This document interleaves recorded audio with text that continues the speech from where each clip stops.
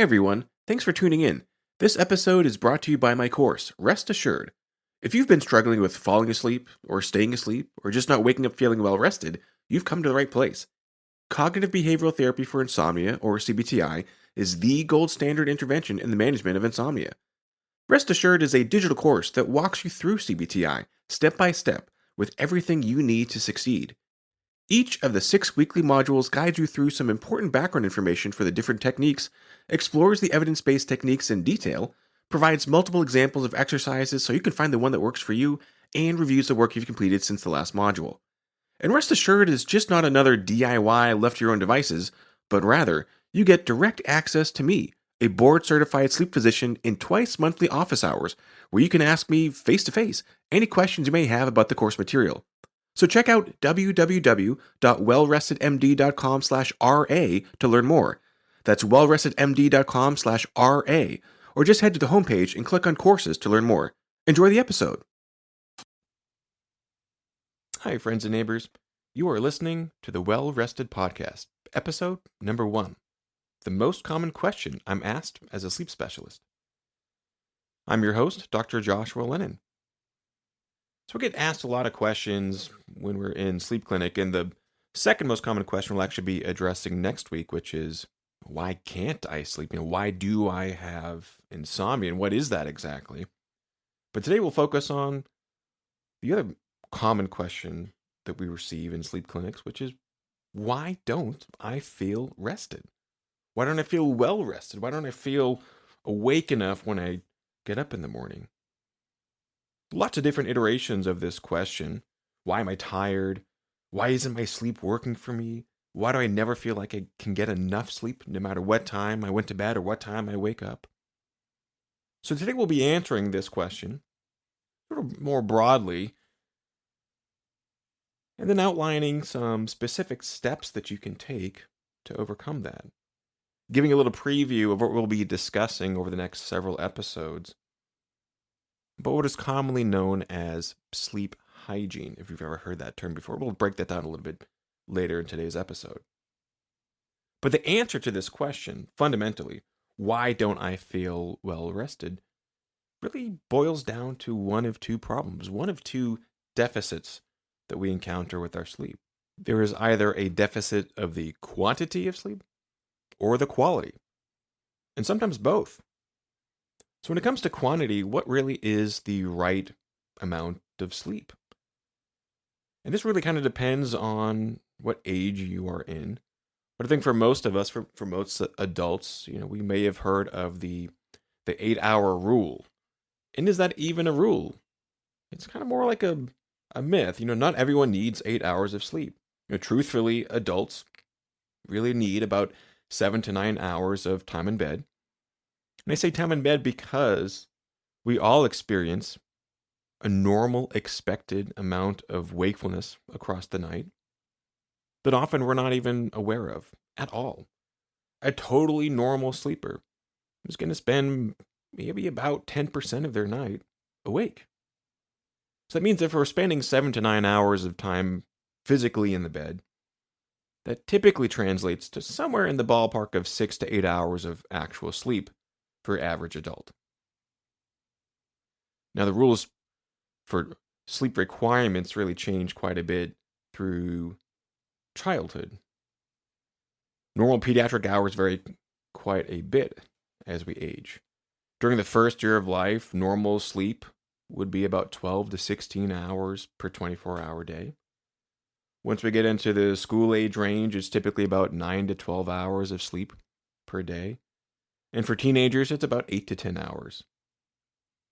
And again, this is time in bed. If you can subtract about 10% out of that's the actual amount of sleep, we do have to give ourselves that opportunity to sleep. So for adults, that's about 7 to 9 hours of opportunity to sleep, of time spent physically in the bed. So anything short of that can really cause some problems. Now, everyone's exact need depends a little bit on their activity levels and their age and things like that. But let's say if your bed partner is getting 7.5 hours of sleep a night, And you're trying to do the same thing, but no matter how hard you try, 7.5 is just not good enough for you.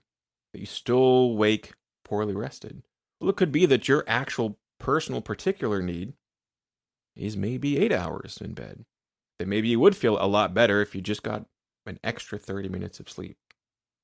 So sometimes the only way to know if it's a slight quantity issue is really just to try extending your sleep a little bit longer and see if that makes a big difference for you or not.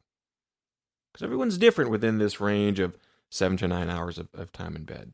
Some of us really do need closer to that 9 hours. And a lot of us maybe need closer to that 7 to 8 hour range. But if you're not feeling well rested in the morning, and you're spending less than 7 hours of time in bed most nights, if not every night, then that's probably the issue. You're just not giving yourself a chance. You're not giving yourself enough of an opportunity to get the sleep that your body really needs to function. And certainly not enough sleep to thrive if you're getting less than 7 hours a night. Now, certainly you can survive on less than 7 hours, but you're not going to feel your best. You're not going to be operating at your best.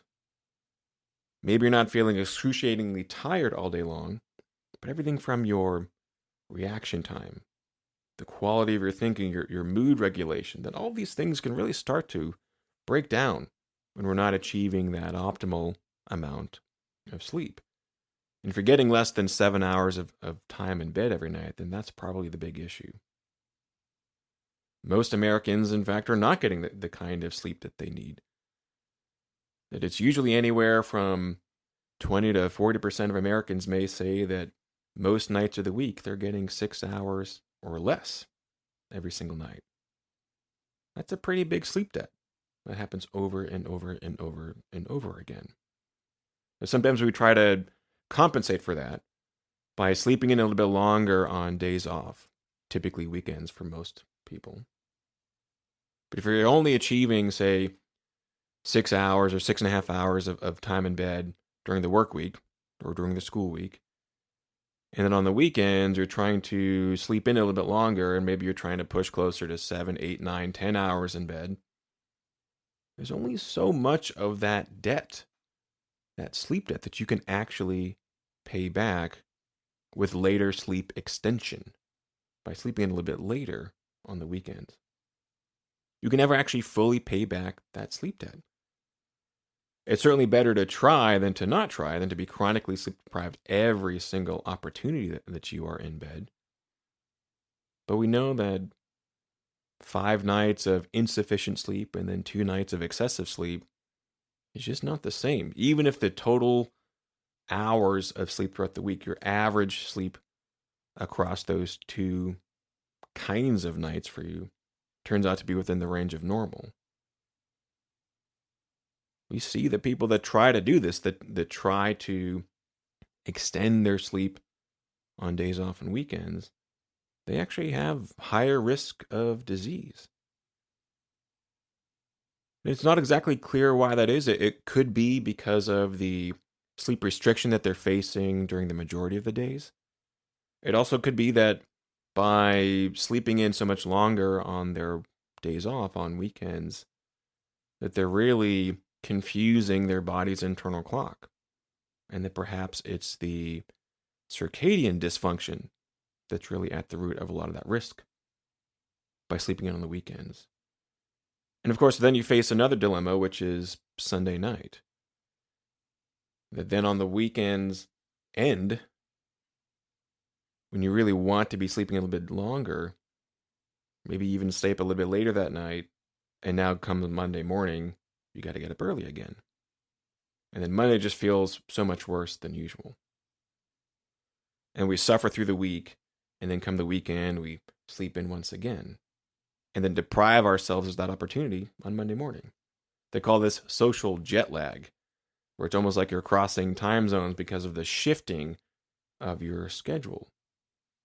The shifting of your body's internal clock from the work week or the school week compared to your days off or weekends. When that happens over and over and over again, it can really, cause some problems. Higher rates of things like vascular disease, heart disease, high blood pressure, more problems with blood sugar regulation, and certainly difficulty with mood. Not to mention all the problems with performance, with the clarity of our thinking during that work week. And not only that, but we do know that adults that habitually spend under 6 hours of time in bed every night actually have a higher risk of death. In fact, it's about a 12% increased risk of mortality for those that are achieving less than 6 hours in bed at night.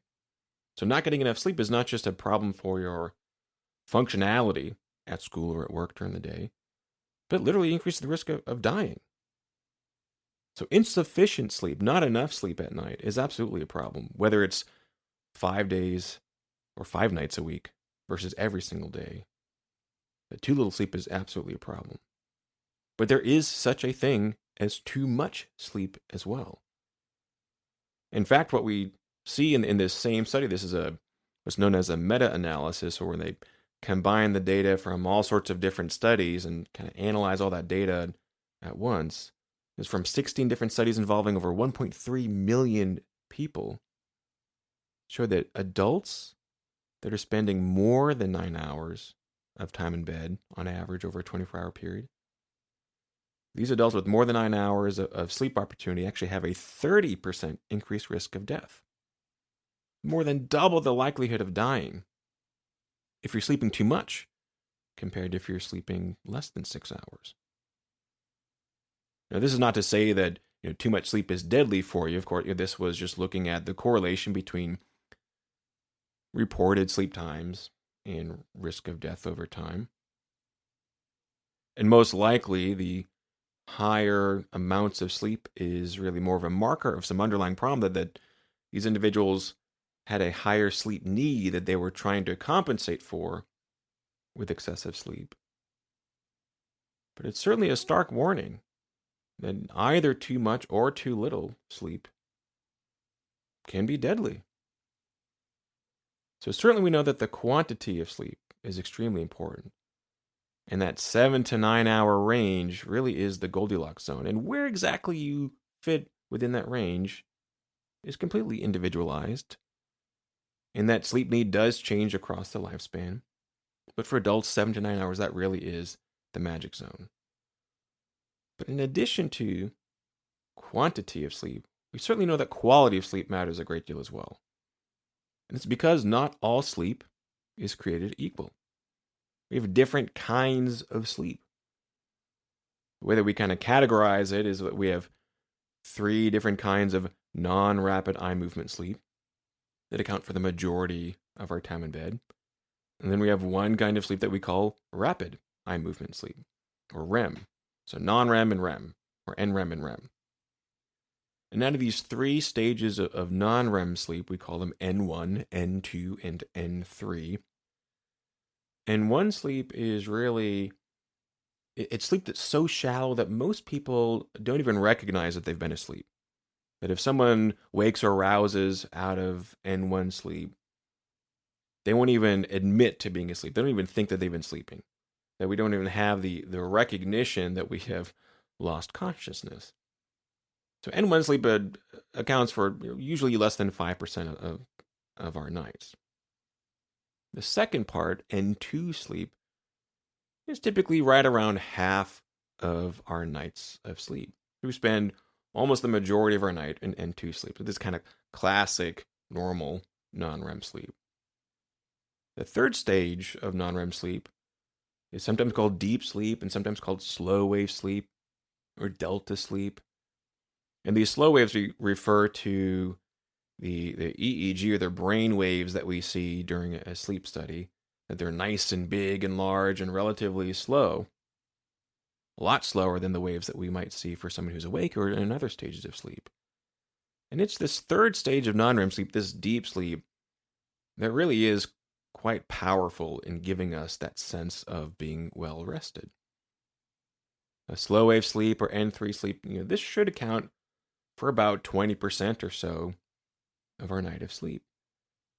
And when we get less than that, when we're achieving only 10% of our night, or 5%, or none, then we're very likely to wake up and not really feel our best selves. Because the best part of sleep, the best quality of sleep, just wasn't there, or there wasn't enough of it. And the fourth kind of sleep, what's called REM sleep or rapid eye movement sleep, sometimes this is combined with N3 sleep and being referred to as deep sleep because of its high quality, high potency for making us feel better the next day. Although technically REM sleep is one of the lightest stages of sleep, meaning that it's easiest to wake up from REM sleep. Much easier to wake up from REM sleep than from some of the non-REM stages of sleep. But when we get REM sleep and N3 or slow wave sleep together, these really should account for about half of our night. It should be right around 45 to 50% of the time that we are asleep should be in these two stages of sleep. And if we don't get enough of one or either of them, then chances are you're gonna feel pretty bad when you wake up the next day. You're just not going to feel as well rested as you really should.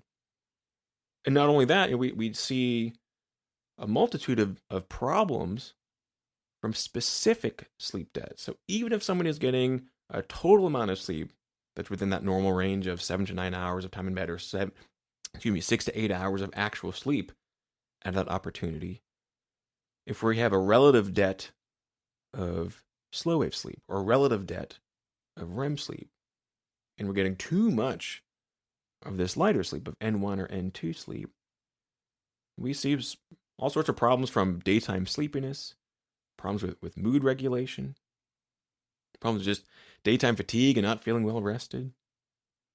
And certainly, as we'll be speaking about several times in upcoming episodes, that this deep sleep, this N3 sleep, really is the brain's main protector against degenerative disease of the brain, namely Alzheimer's dementia.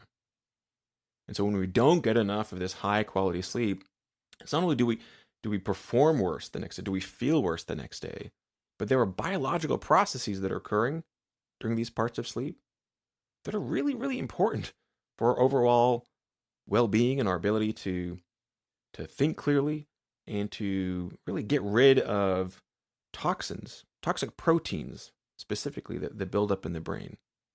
And when these are not being flushed out every single night during deep sleep, that increases the likelihood that they will clump together and form these plaques and tangles and the building blocks of what really causes Alzheimer's disease. So the kind of sleep that we achieve, which stages of sleep and what proportion they're in, really does play a large role in how well rested we feel the next day. I'd mentioned earlier that a totally normal average sleeper will spend about 10% of their time in bed actually awake. And some of this is in larger chunks, when we first get into bed and we haven't quite fallen asleep yet. Maybe when we wake up in the morning and we just are not quite ready to get out from under the sheets. And then a few episodes of being awake across the night, which may last several minutes at a time. But a lot of it comes in these really, really brief episodes that we call arousals. Now, versus being awake when the eyes are open, you might sit up and look around and maybe even be conscious of it enough to remember these episodes the next morning. An arousal is really a brief episode that's lasting just a few seconds, typically 3 to 5 seconds on average. And these arousals are normal. And they're also interspersed across the night. And so a totally normal sleeper might experience an arousal, this brief episode of awakening lasting just a few seconds, 5, 10, even up to 15 times every single hour that they are asleep.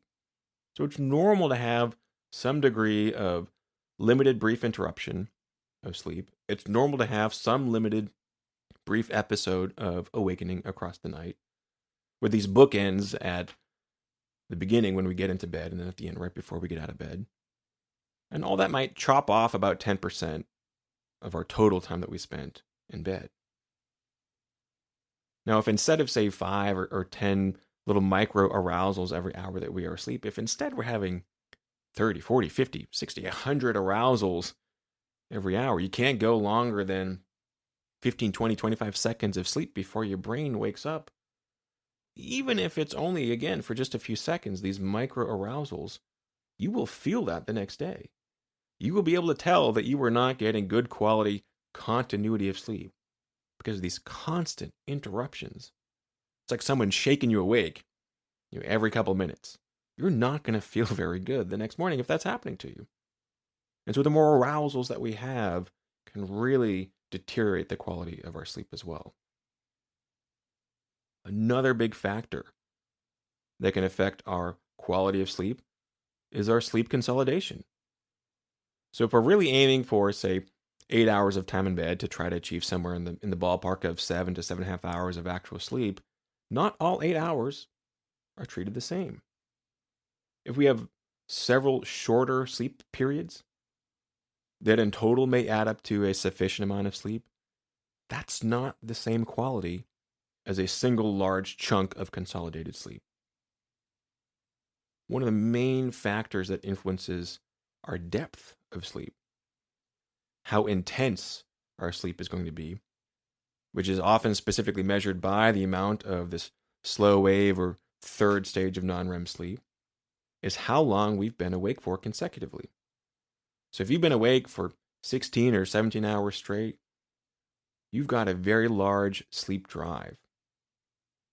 That your biological need to fall asleep and to get good quality sleep is pretty high. And so you're going to get all the deep sleep that your brain really needs to feel good the next day.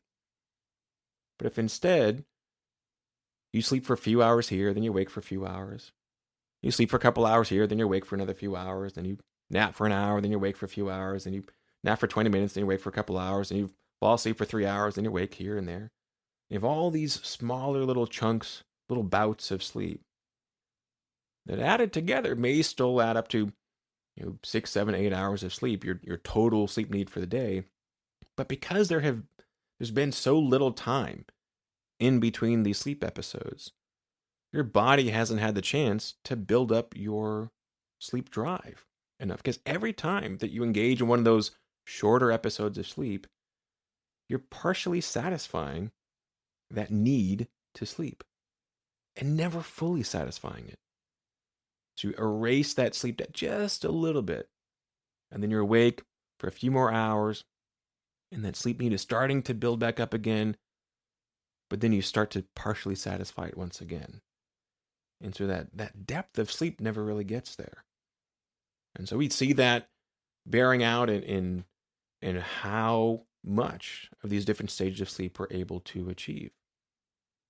And so we're talking specifically here about N3 or deep sleep, but one of the main drivers in a single day of our REM sleep, our rapid eye movement sleep, is our N3 sleep. And so how long we've been awake for will directly influence our depth of sleep, the amount of quality deep sleep that we achieve, but it also indirectly affects the amount of rapid eye movement sleep that we achieve as well. And so when we should be getting about half of our sleep periods spent in this high quality sleep of slow wave sleep and in rapid eye movement, if we've only been awake for these smaller periods of a few hours here, a few hours there, that sleep drive, that need to sleep has never really gotten strong enough to push us to achieve that 50% of that really high quality sleep. So getting that single large chunk of consolidated sleep in a single period across the night is far more likely to help you get that quality sleep that you need and then wake up feeling much better rested. So being able to maintain continuous wakefulness for 15, 16, 17, 18 hours straight, you're far more likely to get that quality sleep at night rather than breaking it up with naps, intentional or unintentional, or following one of these unusual schedules like the Ubermensch, the Superman schedule of only sleeping for 3 to 4 hour chunks at a time. In addition to the kind of sleep that we get, whether it's interrupted by different stages of sleep not adding up like they really should, or having too many arousals across the night, or not getting consolidated sleep, there's certainly a lot of other issues that can interfere with our quality of sleep as well. Medical conditions are certainly one. The classic example being thyroid dysfunction, which, depending on whether you have too much thyroid function or not enough thyroid function, can either cause insomnia, or excessive sleepiness, or sometimes both. Medications have a huge impact on sleep, and we'll be dedicating several episodes to that very large topic. Our mental health can absolutely affect the quality of our sleep. With depression, anxiety can affect our sleep, although the directionality of that relationship is actually stronger in the other way. The quality and quantity of our sleep more strongly affects our mood and anxiety levels than our mood and anxiety affect our sleep. And then, of course, there's a whole host of sleep disorders, which we'll be discussing a little bit in an overview next week. But each one of these can definitely affect the quality of our sleep, having these kind of disorders on top of everything else that we've talked about.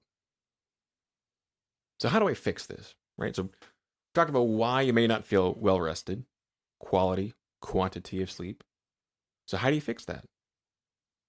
Well, throughout the episodes of this podcast, I'll be giving you tons of information and specific actions to take to get both that quantity and quality your body really needs to feel well rested every day. So first off, you need to make sure that you provide yourself enough opportunity to sleep. You can survive without tons of impairment on under 6 hours of sleep, but you will never thrive like when you have given yourself enough time. So again, for adults, that's aiming for 7 to 9 hours of time in bed to achieve that optimal quantity of sleep. That also means not trying to take too much of a good thing.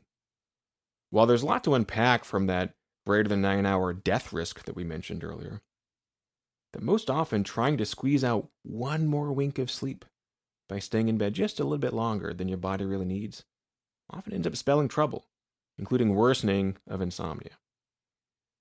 Secondly, there are a lot of things that we can do to boost our deep, refreshing sleep, and several things that we need to avoid that would otherwise steal away from that quality sleep. In fact, we're dedicating the next several episodes to topics that will go in more depth on best practices.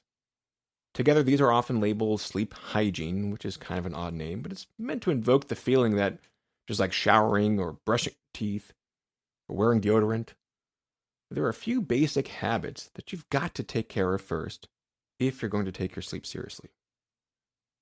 So in short, sleep hygiene isn't what this really means. Your environment has to be supportive of sleep. It's got to be an anti-wake zone. That really means is that it needs to be dark, it needs to be quiet, and it needs to be cold. What we do when we are awake has a big impact on how we sleep. And so one of the best ways that you can improve the depth of your sleep and get more of that high quality, slow wave sleep at night is to increase activity during the daytime, especially with physical exercise. Now, the timing of that exercise matters a lot. You don't want to do it too close to bedtime because that can affect your body's internal temperature. And we'll go into that on the exercise episode coming up. But exercise absolutely improves the quality of the sleep that we get at night. There are a number of ingestibles. Medications we'll be talking about repeatedly. If medications affect sleep, it's usually in the negative. Caffeine, again, can both improve wakefulness, but at the same time, if timed poorly, can really take away from quality sleep. So avoiding caffeine in the afternoon, because this substance lasts so long in the body that you really don't want to have any caffeine after about 2 p.m. or so. Nicotine, in any form, whether it's a vaping, patch, gum, or cigarette or cigar, nicotine is a stimulant. And there's a difference between the effect of a stimulant and having your addiction satisfied. So we'll talk about that more as well later. Then, of course, the big one, alcohol. Alcohol is sedating, and sedation is not the same thing as sleep. And so alcohol too close to bedtime can really affect the quality of your sleep, including limiting the amount of deep sleep that we're able to achieve and increasing the amount of arousals and interruptions that we experience of our sleep. So be sure to tune in to these upcoming episodes as we go into a lot more depth for each of these, including highly actionable do's and don'ts. So be sure to hit subscribe in your favorite podcast player to get all these latest episodes, leave us a review, and head on over to wellrestedmd.com for more information. Thanks for listening.